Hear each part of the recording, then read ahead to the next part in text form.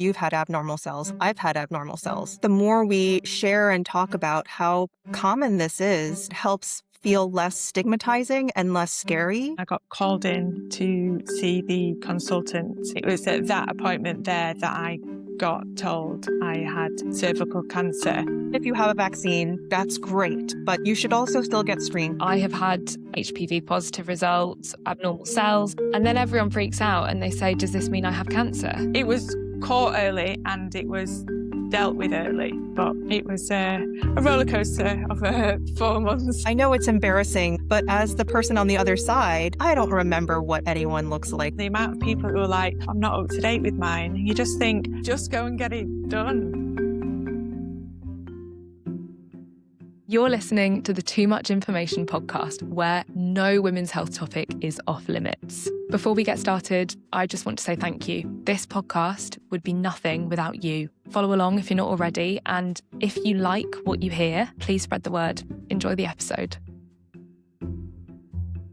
Hello and welcome to this episode of Too Much Information. Today, we are talking all about cervical cancer screenings. And this has been a huge source of inspiration for me in starting this podcast because of the number of conversations that I have had with my girlfriends asking the million-dollar question of what the hell do my cervical screening results mean? We're going to go through the basics of what smear tests or pap tests are actually looking for and what HPV actually is, what happens at a screening test, and about how across the world so many are not attending their tests and how we can start to change it.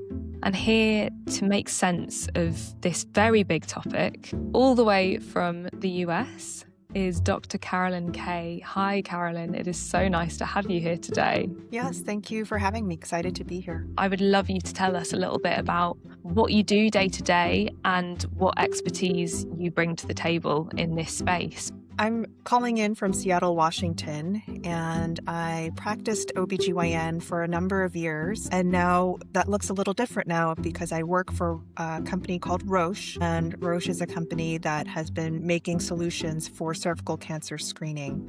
And we're trying to improve how that's done, make it more patient-friendly, and make it much more accurate and informative than it has been in the past. What I'm so excited about cervical cancer is that this is one of those cancers that we really have a good chance of seeing elimination in this lifetime. We have a lot of good solutions. We have screening, we have a vaccine. We know a lot about how it occurs. And so many of the pieces are in place to really see a lot of movement towards elimination. If that is the future, then that's really exciting. And I'm really looking forward to you breaking down what can be quite a complicated topic for us. And then our other guest today, Kat Mason, a person with real lived experience of what can happen following a screening and why they are so important. Hi, I'm Kat. Day to day, I'm a product developer for cosmetics and toiletries. And 5 years ago, I was diagnosed with cervical cancer following a screening.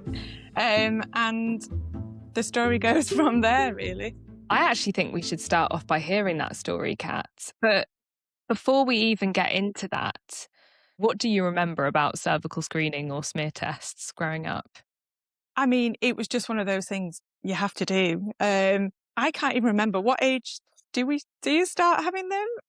I should really know that, but I don't. But yeah, growing up, I think my mum took me for my first one. You know, it was like one of those things that you've got your letter. You've just got to do it as a woman, don't you, to go and do it. Yeah, I actually had a little look at screening tests around the world and how it differs. And so in the UK, from age 25 right up until 64, I think it is, you start going for your cervical screening tests. First of all, you do them every 3 years, but I think that then moves to every 5 years if it's HPV negative. Carolyn, I think in the US, you get what you call your PAP every 3 years. And does it start a little bit earlier as well? Yeah, you're absolutely right. It starts at 21, which is actually also the legal drinking age. So that's how people might remember it. There we go.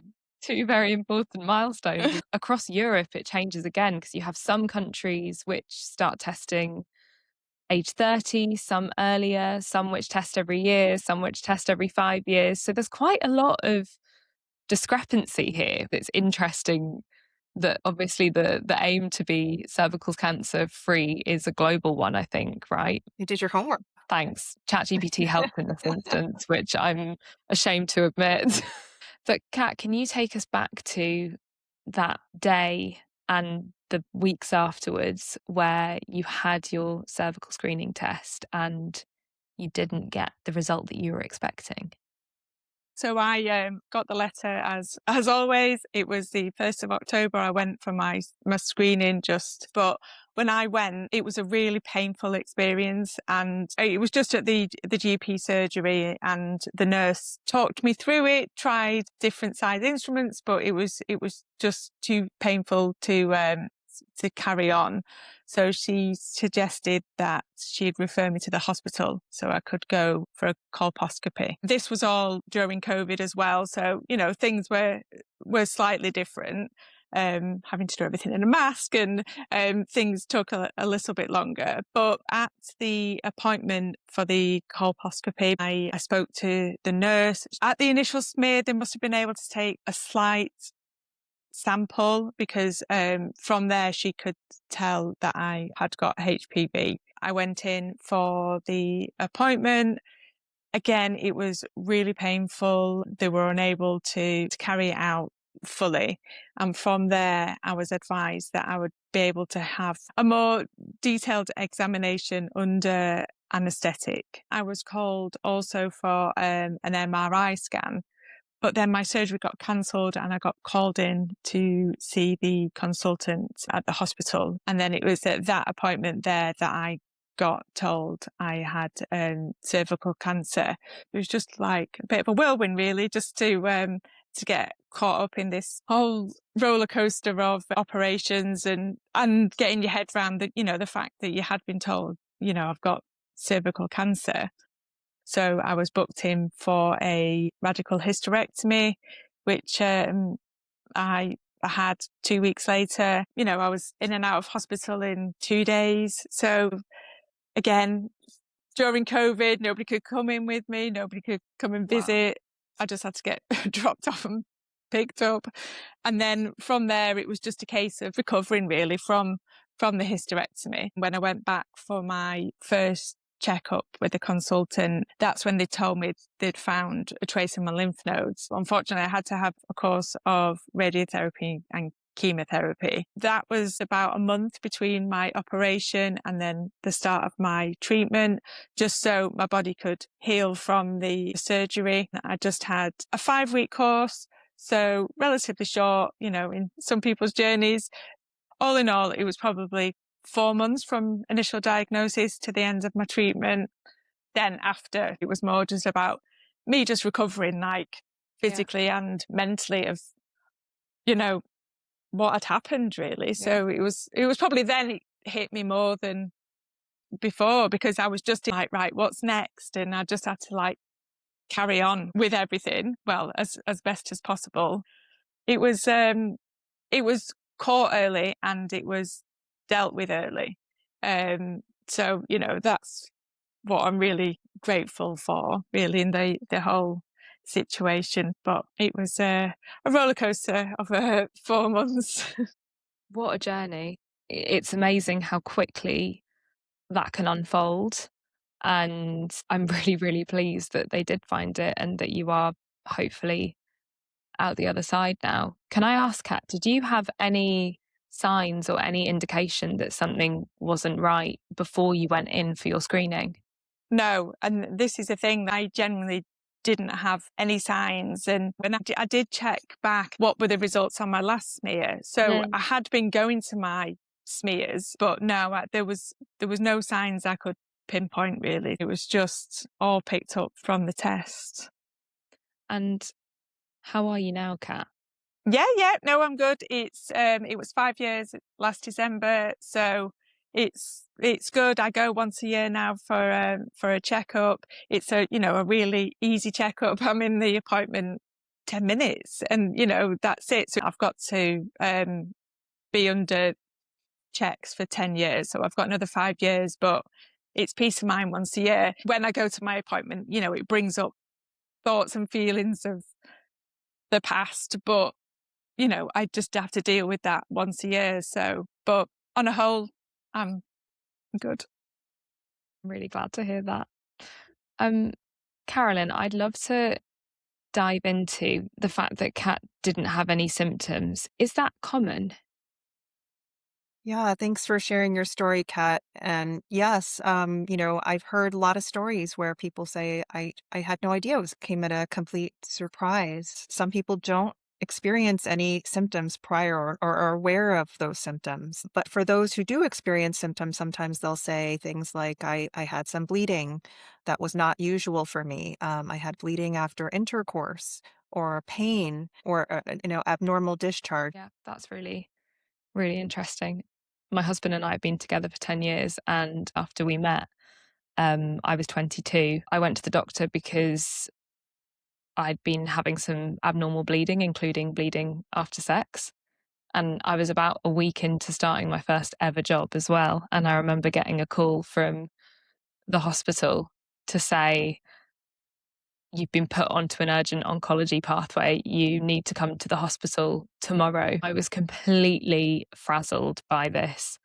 Anyway, thankfully, it wasn't anything cancerous, but gave me a very, very brief view into the kind of panic of how that can feel to get those calls and something potentially not being right. Yeah. It is very scary. Yeah. Carolyn, um, is it common to feel extreme pain if something is wrong?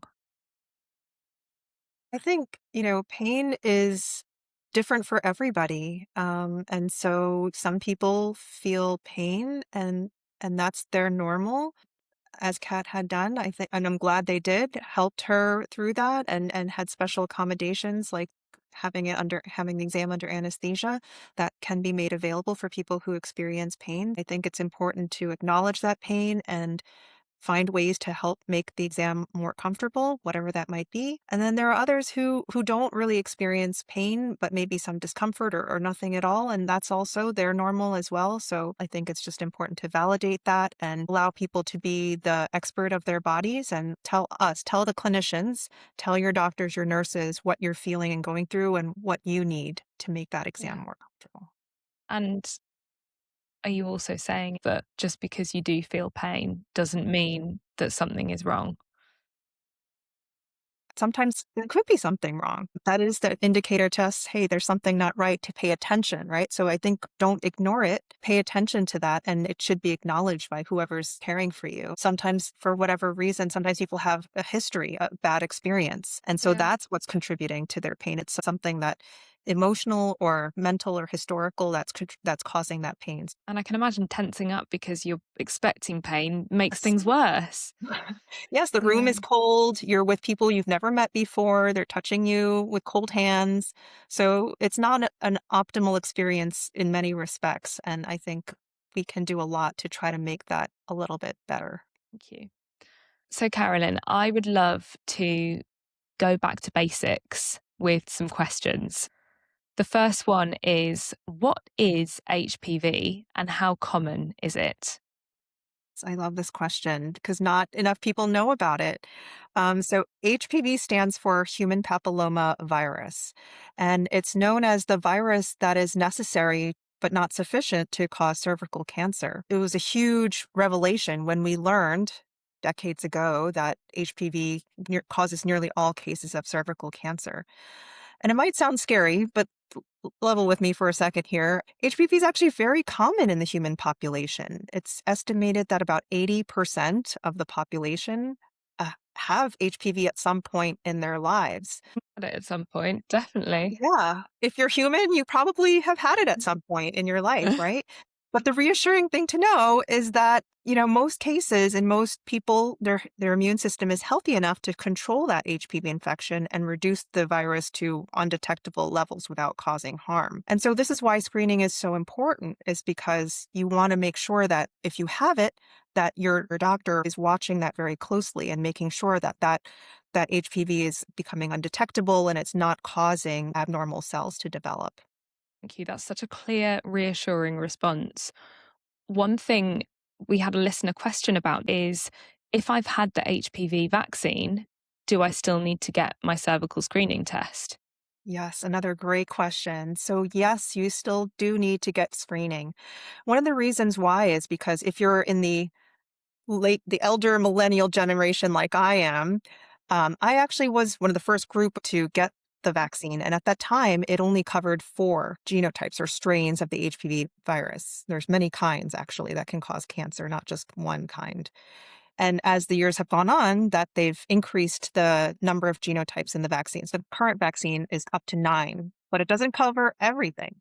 So no matter whether you got the older vaccine like my generation did or the newer vaccine, it doesn't cover all the HPV genotypes.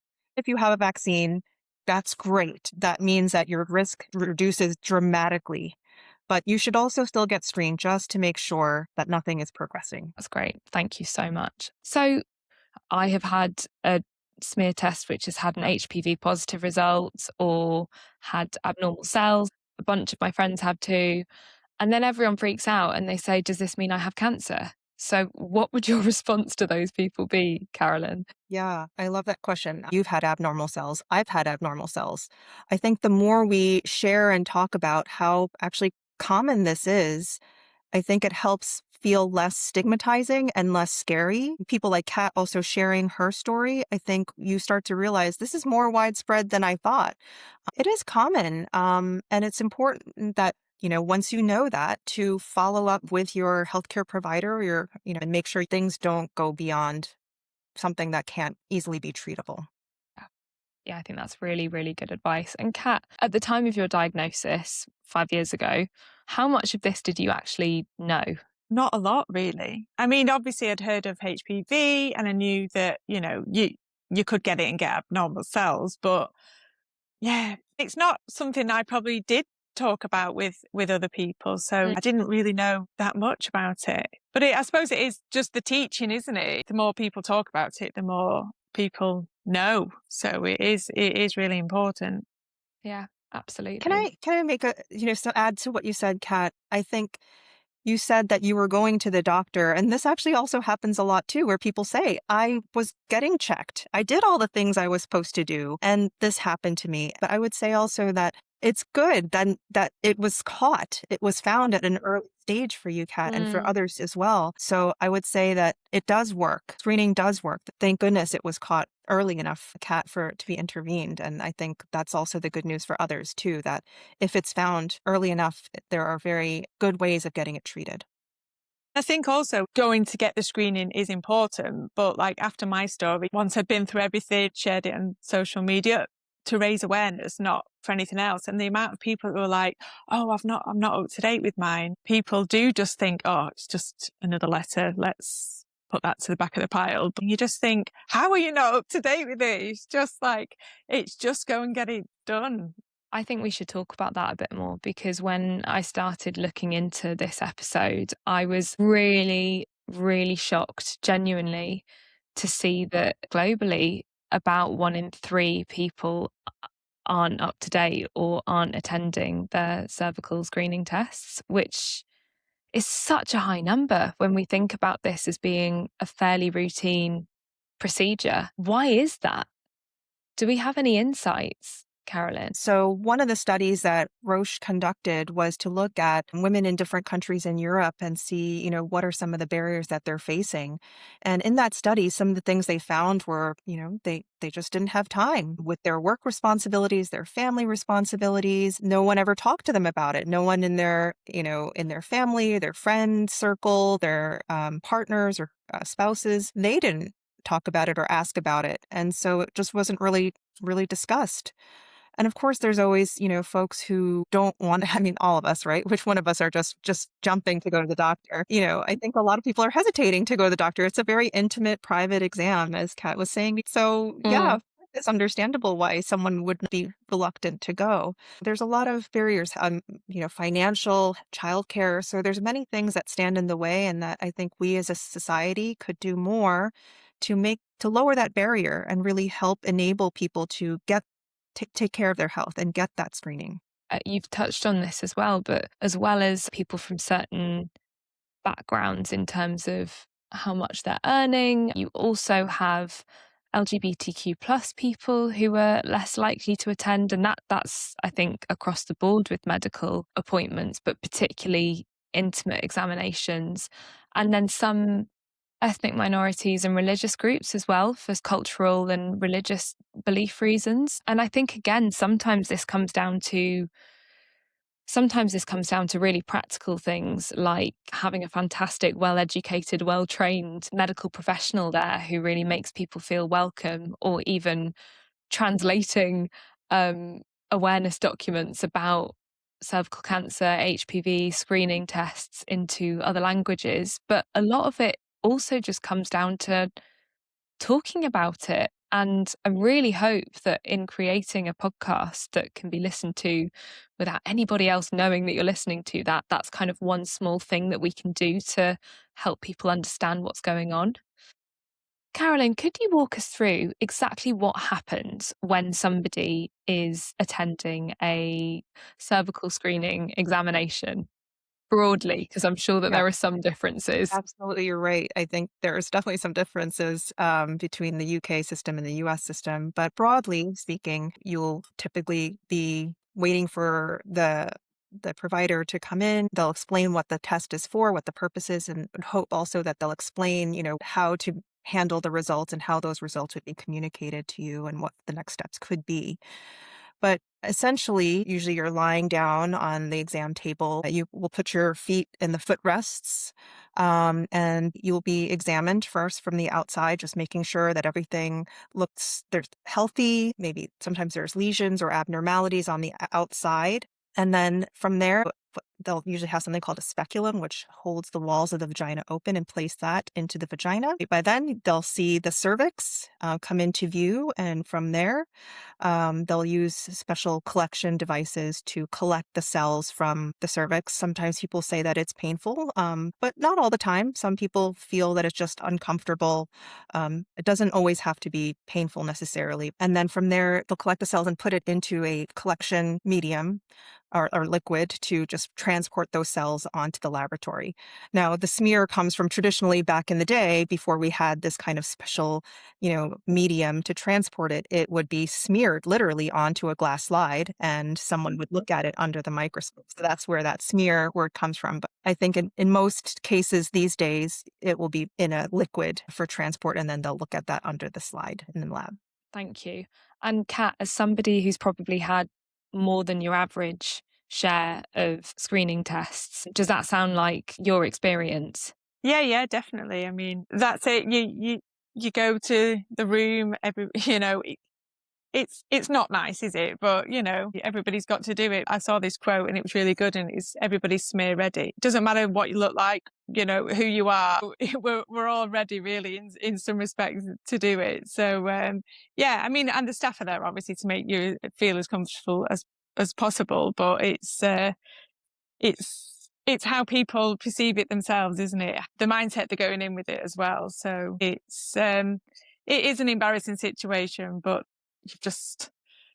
it's something everybody's got to do, really, isn't it? So, I know it's embarrassing when you're the person there getting the test done, but as the person on the other side, I don't remember what anyone looks like down there. I'm just looking to make sure that everything looks healthy and there's nothing abnormal that we need to get checked out. So don't worry if there's hair down there or not, or what shape it is. Sometimes people are wearing socks or they're not, or their legs are shaved or they're not. Like, I think most people who are performing these tests for patients, they don't care. They just want to make sure you're healthy. So don't worry about what you look like down there. Because at the end of the day, no one's going to remember. That is really reassuring. As someone who's just been through an IVF protocol, I have opened my legs and been in so many situations with my body in slightly uncomfortable, exposing positions. Now I'm like, yeah, go on then. It's fine. But on a serious note, are there any tips that you have that people can ask for or requests that they can make to make a test easier or more comfortable for them?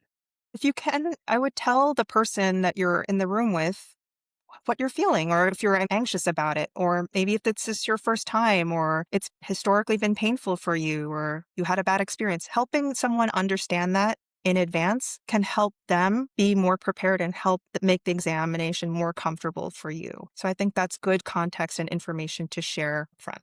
Yeah, just telling people how you feel, I think, is really helpful. And I think, Carolyn, people can request things like smaller speculums if it's been painful in the past, bringing a chaperone into the room. Certainly in the UK, you can ask to have a female clinician or even ask to have extra time in your appointment if you think it might take a little bit longer. Yeah, and just adding some other things as well.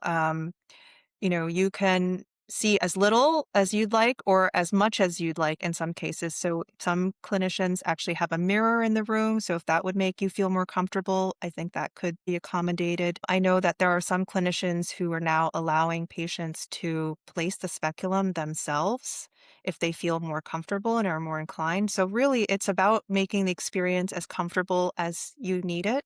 And so don't be afraid to ask for some of those things. And even if you don't know what those things are, I think you can have that conversation and perhaps your clinician can think of ways that might help you be more comfortable.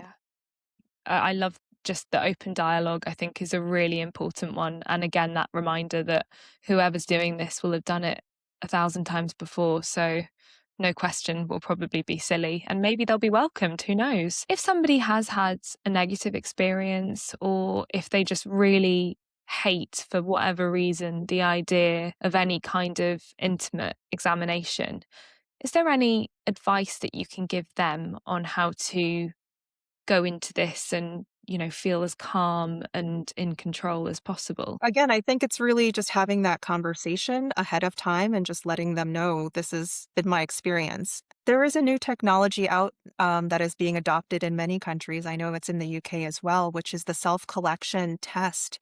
And so basically, this is a test that allows the individual to collect their own sample privately, such as in the clinic bathroom or, in a special closed off area, and they can perform the test themselves. And usually what it entails is like a special brush or a big swab, no bigger than a tampon. In many cases, much smaller than that. And they go to the bathroom and kind of like inserting a tampon and then removing it, and then they place it into a special device and then have it sent off. So that's a new option, I think, that wasn't available in the past that I think is very exciting and can really help people get screened if they were anxious about it in the past. Yeah, that sounds amazing. And do you know if that's something that is generally more privately done? I don't know if the NHS has done a full-scale adoption Yeah. yet. Here in the United States, there is more and more there are more and more clinics and offices picking it up and making it available to their patients. I think this is something we're all really excited to see. For decades, there weren't any new technologies really, and now we have something where, people can take their own sample. They don't have to have that discomfort of being in front of somebody. That's really amazing progress. Um, Kat, I'm assuming as somebody who has been through cancer treatment and had the shock of that diagnosis, that there might be a little bit of nervousness going into your annual tests now. Yeah, definitely. It brings it all back and, going to the same building, I suppose. I mean, my consultant is lovely. He puts me at ease, like, as soon as, like, he walks in. But yeah, it's the whole mental thing, reliving it all. And almost like when I go to the hospital, I just feel like, is this happened to me?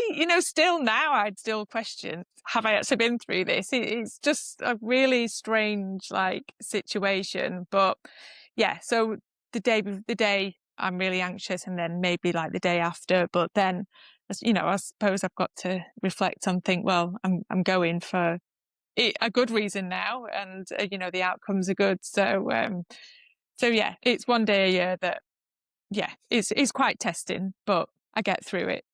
Do you have any coping mechanisms or any things that you do?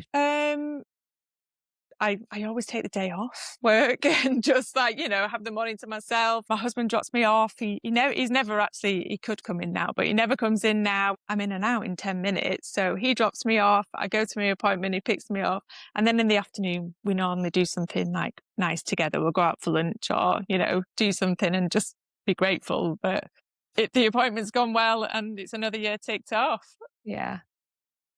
I think, there's nothing better sometimes than having a nice meal to look forward to when you have something not very nice like that. Carolyn, I'd love to talk about probably the biggest topic that was brought up by listeners on this topic of cervical cancer screenings, which is the confusing results and what they mean. In the UK, or at least through the NHS, you generally will go for your test and then, I don't know, a week, 2, 3 later, you might get a letter through the post. And I think it normally has one of 4 outcomes on it. So it will either have HPV negative, normal result, or HPV positive, but no abnormal cells. And then I think they're invited to repeat the test in a year. Or it could be HPV positive with abnormal cells, where you're then invited to go back for more tests. Or it could be an unclear result.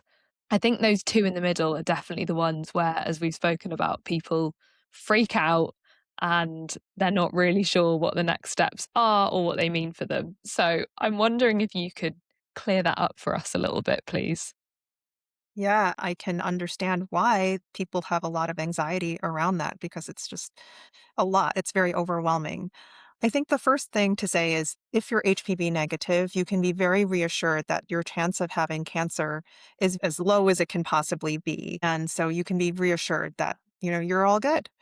I think also, even having HPV, as I had said earlier, does not mean you have cancer. It's very common to have HPV, and the body often takes care of it without any further harm. But when the cells become abnormal, then that means that, further testing and investigation is warranted. And Kat had described much earlier very nicely about her experience getting that additional testing and figuring out exactly the nature of those abnormal things that were seen on the initial test. So it means that you go on to some additional testing to better characterize what is abnormal.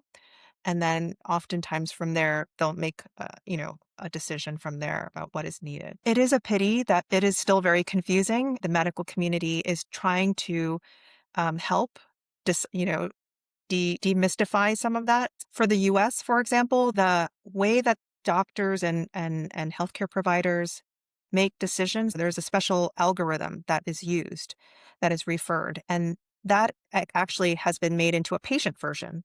So if Wow. you are curious to understand how your doctor might have arrived at the decision that they made for you, you can also follow along in a patient version of the app. So I'm sure that there's many things that are being developed, and I'm happy to look for those and send them to you afterwards. That sounds amazing. And I think whatever you or we find, I'll pop in the show notes as well.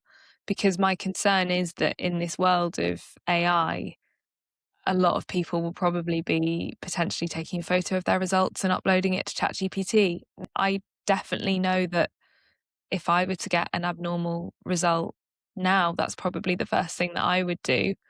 But those kinds of resources would be so useful. And are people able to go back and, ask for more information from their healthcare provider? Absolutely. I think you deserve to know and to understand what is happening with your body. So Yeah.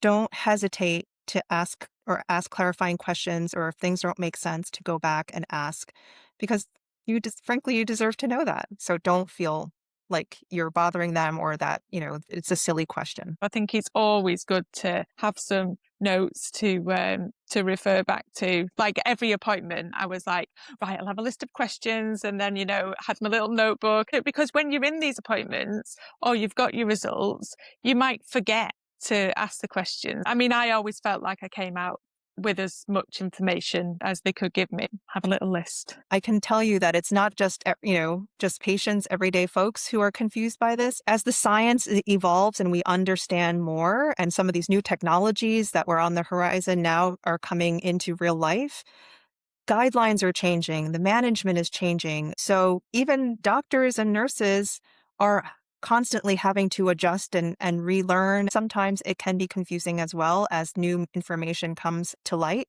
So again, this is just to emphasize, don't hesitate to ask questions. It's your body, it's your health, and you deserve to know what's going on with your body. Yeah, thank you. Could you talk us through what happens if somebody does have that abnormal cell outcome? Well, it can depend on what exactly that abnormal, I should say that there are cells that we look at, and then we also look at tissue, which is like a biopsy. A biopsy would be performed to, look at the actual tissue and make that diagnosis. The cells are not enough to tell you a diagnosis. They can give you some clue as to what's going on, but ultimately what you need is to actually have a biopsy done, typically, to make that final diagnosis. Now, most people will not have a biopsy, and that it won't be cancer for most people. Most people, it will be either no abnormality or something that's not quite normal, but it's not cancer, somewhere in between. Those may either be watched in some cases, but in many cases, they do something called a LEAP, which is an excision procedure where they take out a little portion of the cervix. In some places, they do something called cryotherapy, where they kind of try to get rid of it using a very specialized device. Like freezing it off? Freezing it off, yes, exactly. Wow. Sometimes they do something called a cone, where they actually go in surgically to remove a little bit larger portion of the cervix to hopefully get all the abnormal cells out. And these are procedures that, either can be done in the office, but sometimes some of the other procedures need to, have a surgery. And I know that in the UK, often if you do have the abnormal cells, you're called in to have, I think it's a colposcopy. Yeah, that's what I went in for. So that's what I went to the hospital for. So is it a more in-depth smear test, really? That's absolutely right, Kat. So the specialist will be looking at the cervix with a specialized camera, which we call the colposcope. It's just, very high magnification. Sometimes they'll put something called acetic acid, which is like a fancy vinegar solution, to help highlight some of the abnormal cells. They also use something called iodine, which is like the iodine that you use on wounds, again, to help show up some of the abnormal cells. And that will help guide them to perform a biopsy if they feel that it's necessary. If they don't see abnormal cells, sometimes they just kind of say, I didn't see abnormal cells, you're good. So it depends on what is seen at the time of the colposcopy. When I had a biopsy done as part of the follow-up, when I had the abnormal cells, they described it as like a mini hole punch. At the time, I was like, that is absolutely revolting. And actually, it kind of just felt like a little swipe with a swab. I genuinely remember it being pretty painless, but then having a tiny bit of cramping afterwards. Is that common, Carolyn? Yeah, I think your experience is, what you described is pretty common. And when you say hole punch, it sounds so, it does Really sound so aggressive. scary and Yeah. horrific. But actually, I'm sure when you're having it done on yourself, it's not the same. But on the other side, it's actually very, very, very small. It's a really small piece of tissue, like millimeters. The best thing I could think of is maybe like the size of a pepper flake. So it's very, very small. When I think of hole punch, it's much, much smaller than that. That's nice. That's reassuring. Thank you. Now, a lot of people listening to this podcast are people who are of an age where they're trying to have kids or on some kind of a trying to conceive journey or considering this for the future. So I'd love to just talk briefly about cervical screening and fertility. Carolyn, can screening or even treatment of abnormal results, like any of the things that we've discussed, biopsies or cryotherapy, can any of those things affect future fertility? Yeah, so screening, where they do the smear, it should not affect fertility. And often it is performed on pregnant patients who they just found out they're pregnant and they're coming in for their first exam. So if they're not up to date, usually they'll do, the screening test then. And it's important to get all these things out of the way, before the pregnancy progresses even further. So that's very common to have a screening test, sometime early in pregnancy. If there's anything abnormal that's found, depends on, what exactly that is and what stage of pregnancy they're at.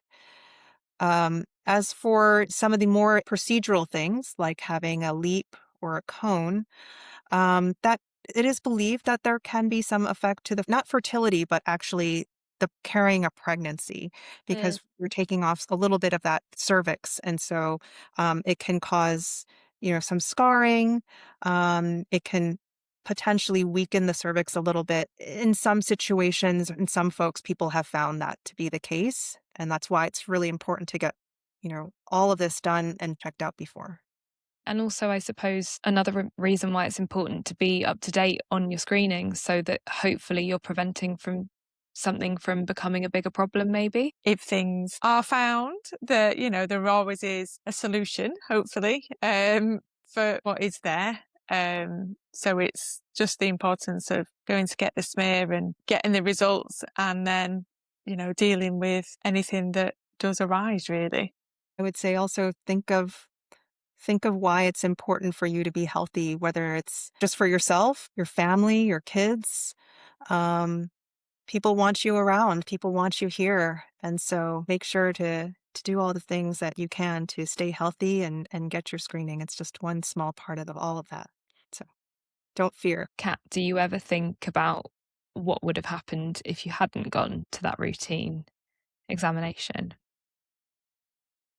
Mm, I try not to think about things like that. I try not to think about looking back. We have this little saying, it's like, look forward because that's the way we're going. Obviously, you do have those thoughts and they're not good thoughts, but yeah, I just try and look forward and stay positive as much as possible, really, and just thankful that it was found and it was dealt with very quickly. I'm so, so, so glad that it was.